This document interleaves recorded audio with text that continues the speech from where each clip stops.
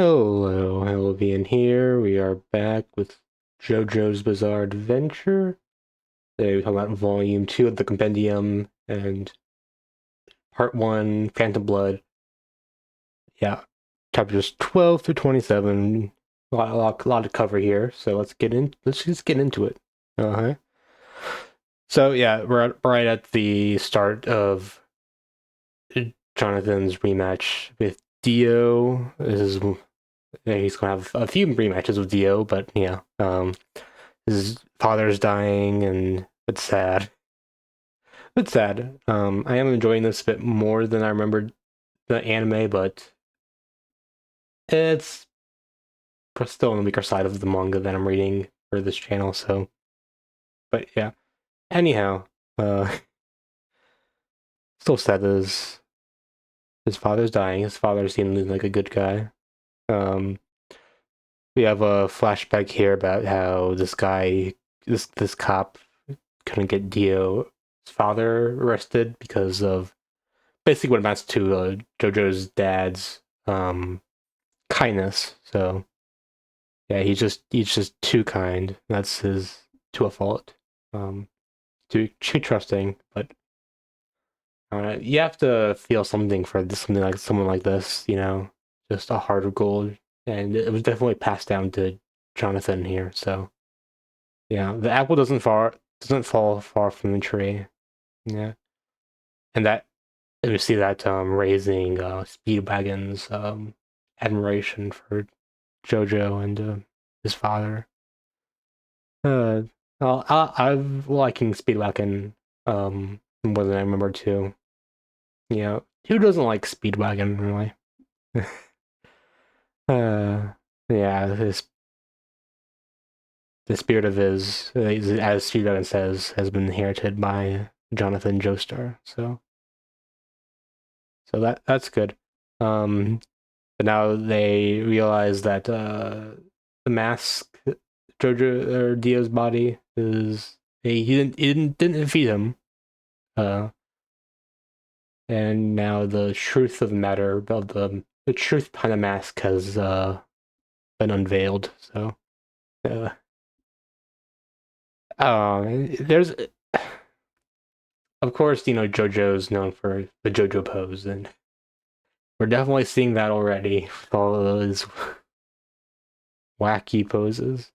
Oh man, yeah, a lot of this will just be revolving around them coming to terms with how inhuman Dio has gotten because of the mask. It's feeling like I can't process the situation. Yeah. Yep, that's it seems about right. Yeah. I'm being shocked. No, lots of gruesome stuff here. Um Hopefully YouTube doesn't mind. I'm not sure how stuff like this goes on YouTube, but yeah. Uh yeah, part of this is how Jonathan is shouldering the burden of bringing Dio. He feels responsibility because of the mask was his research. That was obviously he didn't make the mask, but it was something he nurtured a bit in trying to research. But um, of course he would try to bear this responsibility because that's his nature, that Jonathan's nature, and yeah, and then more Speedwagon, not never seeing anything like this. But yeah, uh, and his arms torn off. Yeah, you guys decides to go for the brain, and Aura, more JoJo sounds. What do you say sounds? More things I remember from JoJo memes. It's not just um the anime that has this episodes I saw of the anime that has revealed my knowledge. Um, a fair amount of knowledge I have of JoJo comes from JoJo memes because of Why Not. like in one of the parts, the Fourth Reich will show up. You know, maybe that's something I've already seen in part two, or I'm not sure. Anyways, that's so weird poses here. Yeah, straight through his hand to protect from his face from the spear, but um, that's no problem for Dio now that he has the mask regeneration. Uh, now what's this? Just like that. Oh, now they're doing the fire trick. Um, a good plan to keep him from regenerating, or just to keep reapplying the damage. You know, fire damage is good enough. Or well, I could it. I guess the problem right now is that it's not a big enough fire, which I don't know. Even if it's just his body, not everything else, I feel like that should be enough. You know, but whatever. He needs to put basically Jonathan. He r- runs through the house, like the upper layers, to try to expand the fire to help take out Dio. So yeah, that's the doing. That is the plan. Now, that moment that JoJo remembered his youth with Dio. Yes. Uh, so yeah, he's for me it's like planning on putting an end to his youth. You know, so what his youth was spent with Dio, and he's trying to put an end to it. But um, yeah, definitely a cool moment here. And then lots of very convenient stuff here, but that's kind of cool either way. Like spell or not this one not necessarily convenient, but just a bit over the top in the classic JoJo fashion. Now he gets a knife the same knife that he killed his father. And quite some poetic stuff here, but and then he kicked Dio onto the statue of the Joestar family guardian deity. And again, another poetic thing from to end off this fight, which is cool. I do like that. But then somehow Jonathan was able to get out of the mansion alive, and they won. Yay! No more Dio. Oh, it's called the birth of Dio. Uh oh. Uh oh. Hi, Jonathan. You're getting well. You got a mysterious nurse who's cold. Wonder who that is. But she's very devoted, and it's Arena. Yay! Reunited at last. Arena. Right. Probably Arena instead of Arena. That makes more sense. uh, Speedwagon about to enter, and then casually retreats to give them time. Great, Speedwagon. You're so cool. Oh, Speedwagon. Um, and then this mysterious Chinese man. That's very Araki is making it very important that he is Chinese, and you need to remember that he's Chinese because he is a Chinese man. Okay. Uh, and then he finds Dio. Man, that's so scary, man. These just like set him on fire. I'm guessing that's fire. Slurp. He's slurping. Oh damn it! I've stopped recording. Damn it. Luckily, I remember I didn't lose any real recorded footage, but I need to be careful not to press that button. when I'm in the OBS window. God damn it. Now I'll have to edit these together. No. I hate editing. It's work enough to make the thumbnail and the add the picture to the setup. Anyhow, Jack the Ripper is we're back to Jack the Ripper. I mean, there was talk about him earlier, last volume, but didn't really go much anywhere. But yeah, Jack the Ripper, he is killing women. But then Dio rolls up with the Chinese guy, and yeah, he recruits Jack the Ripper because he hates women so much that Dio sees, you know, potential in him to exact more power, you know. So like he was the world's most powerful sexist. So obviously he is quite an asset to Dio. uh, anyways, we got back to JoJo, and then Zappelli comes, and that's his name. Zappelli. He punches Zappelli, yeah. And he has a cool sandwich that might be a bit too salty, but oh well. He punches, strikes Dio, or Jonathan, and heals his body through the power of breathing. Oh my god. Yep. It's his breath. They're going to be breathing. So yeah, I do know that stands don't really come up in the series until part 3. So until then, it's mostly just breathing. But yeah, it's not normal breathing, and they're calling it what do they call it? Ripples, ripplings. Is that or hamon? Hamon is the term. It's kind of.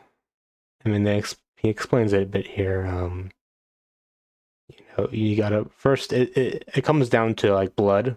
But you control their blood through breathing, and it's called ripples because it's also called ripples because it's like you create ripples from your body the same way you can create ripples through the water, and that it turns it into energy. So yeah, same like or similar like type explanation for a lot of power systems. Like like well, oh man, what was the series? Oh, it was like Prince of Tennis.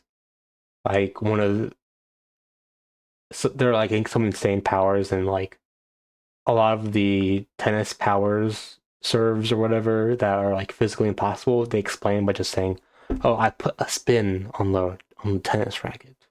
And then that's how I create a black hole with a tennis racket.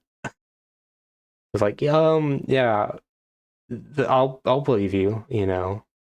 That's fine. I'll take it.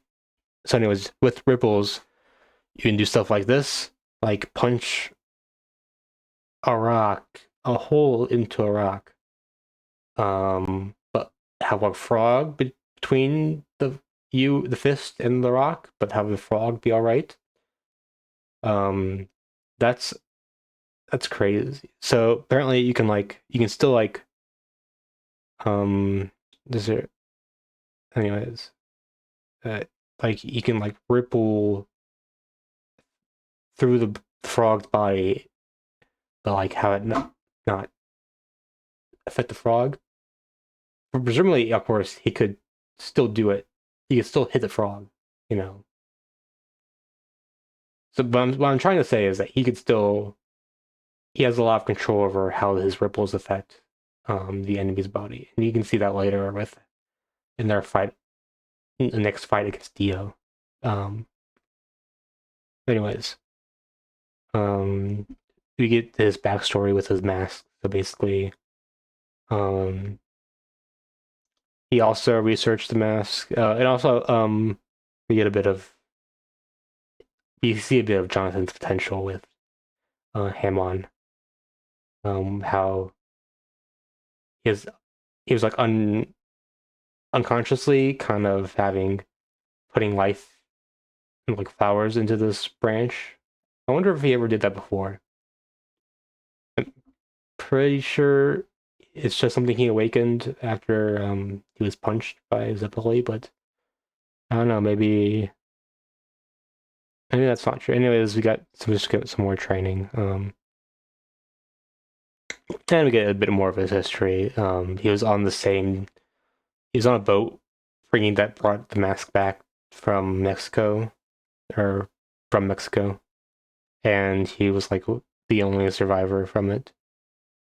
Um, yeah, the captain of the ship, his father was on it too. Um, but yeah, and he swore to um find the secret of the mask. Um, and the thing he does is he witnessed the weakness of sunlight through through just witnessing them die from sunlight. And here he explains how it's like the way the Hamon works is similar to how the mask works, but like two different sides of the same coin is what he said. The same energy. Because like the the prongs of the mask they it make its way into your head, and it uses kind of like ripples in the brain or whatever to control you and get get you the power, you know. And it's the energy like Hamon waves from the sun.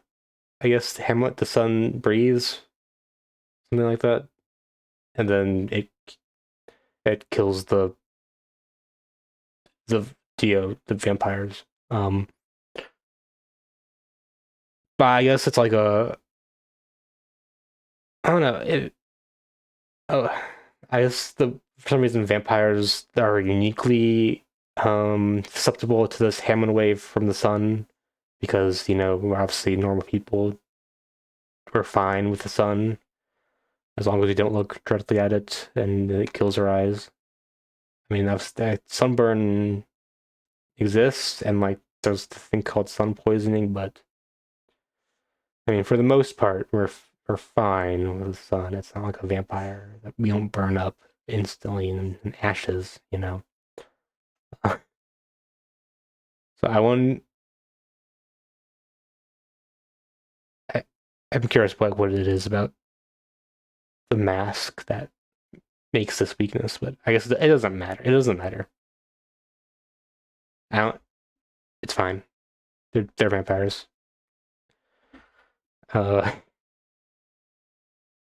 and now they're like this. There's this the Chinese guy is back, and he has like Wolverine claws and attacks Jonathan. And this move is crazy. He has to dislocate his arm to extend it to have his reach, but then he has to lessen the pain with him on. So quite a interesting combo there. Now he's got the basics of Hemon down, so that's cool. Now we got this Midnight Town, um, very secluded from mountains and the ocean, um, and the ocean by the cliffside, and it was like a training ground for knights, and that's a town that Dio stayed at. You see here, and it's later on we get to see that he chose this town probably partially probably because it was secluded, and also because there are two special knights that are buried here that we'll talk about later. But yeah, there are old folks talking about the person moving the mansion. And one of them says that didn't you hear about Harry's daughter up and ran away from home? I think Harry's daughter was one of these girls. Um, that got murdered by Dio, or unfortunately. Um, yeah, the Chinese guy came back to Dio, uh, who failed his mission or whatever his mission was. Yeah, we got another prepared to fight. He didn't say goodbye to Arena, but he just doesn't want to involve her with this stuff, which is understandable. Um, oh man, this is gruesome. Like he had the zombie come out from the horse. Jesus Christ, man. Oh man, Araki hates animals. Oh man. But now we got Zappelli on the case. That's everything. You can relax. We got Zappelli on the case. But this guy is just mad. Just crazy mad. He blocks the tunnel, obviously, so he doesn't get, you know, it just to lessen the chance that he will get into sunlight from them. Oh man, these swords or these blades, scalpels are just implanted in his body and just came out. Oh man, so gruesome. And he uses them as attack. Oh man, there's some cool stuff in JoJo's Part One, but I don't know. Maybe it's a bit. I don't know. I'm not really sure. Maybe there's just a lack of.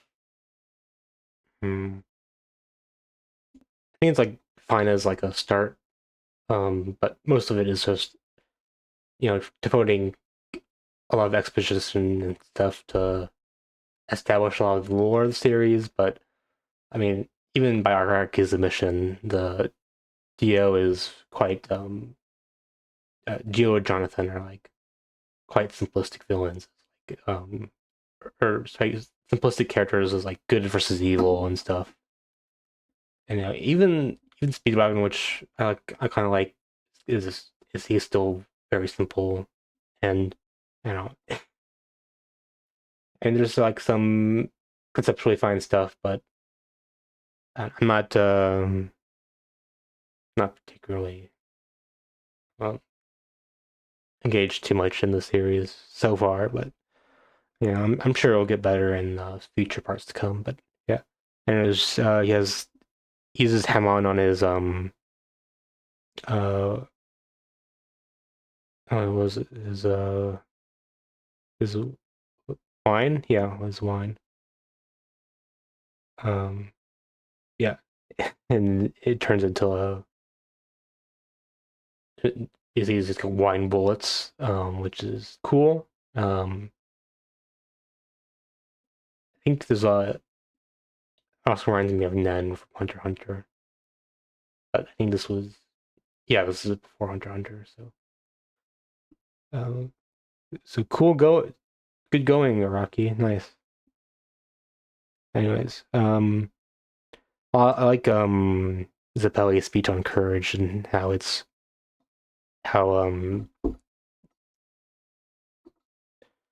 the zombies are like fleas.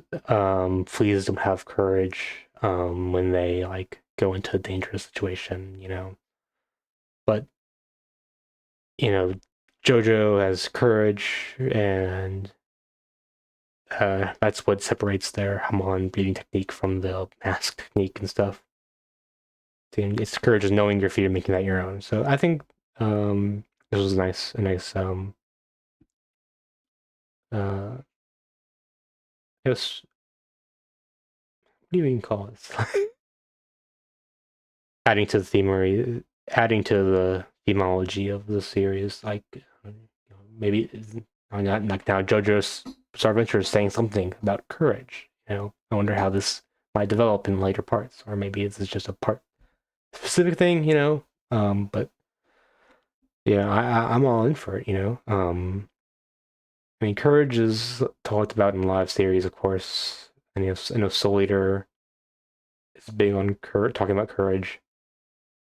Um, Bleach also talks about courage. Bleach talks about everything. Bleach is so good.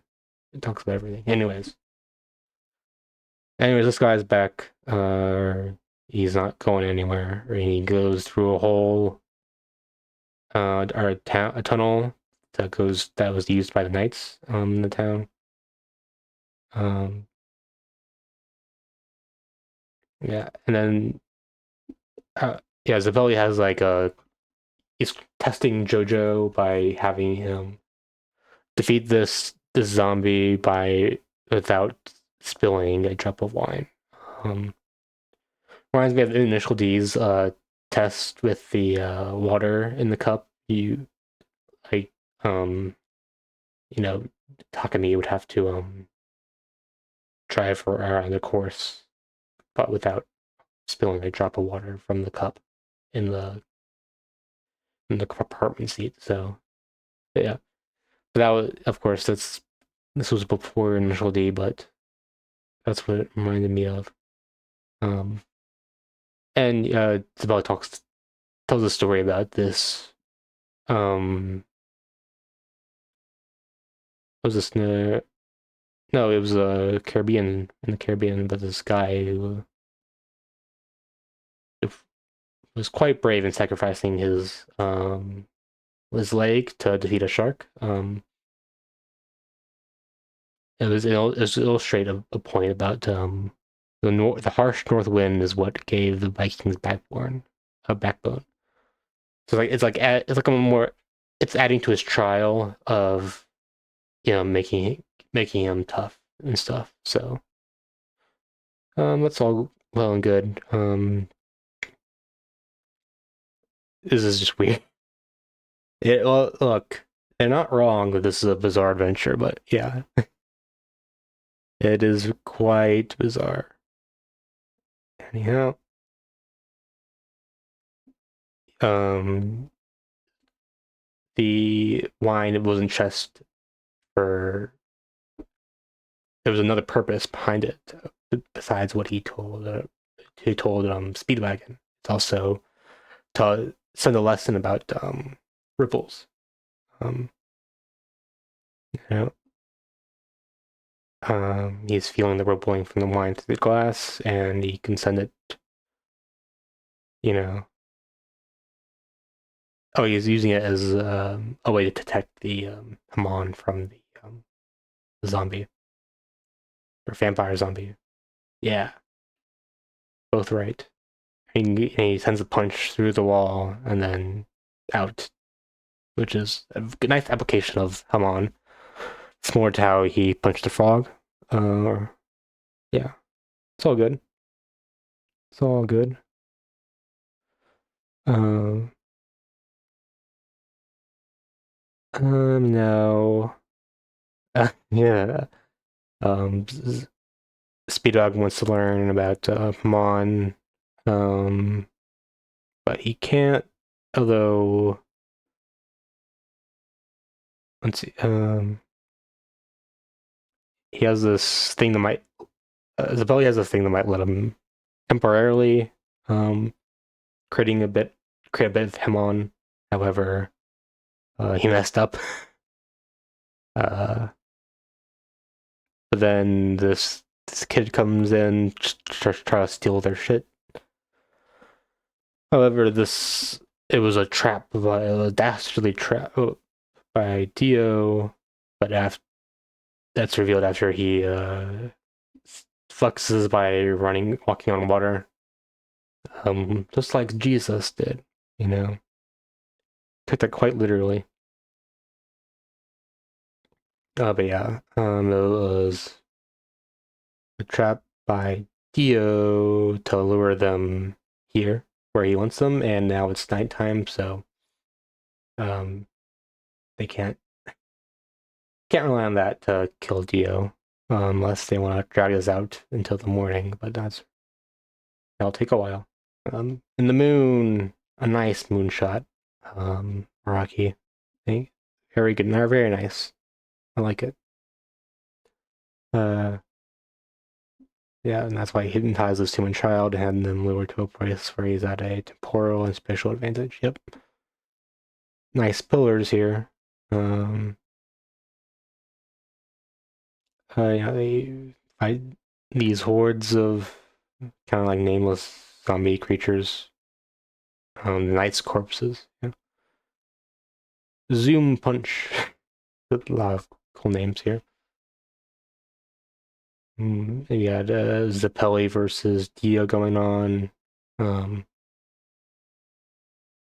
Dio's getting a full head of himself now with these new powers he's gotten from the mask, but he hasn't. He knows how to use them. Uh, is after this Hemon strike, he was able to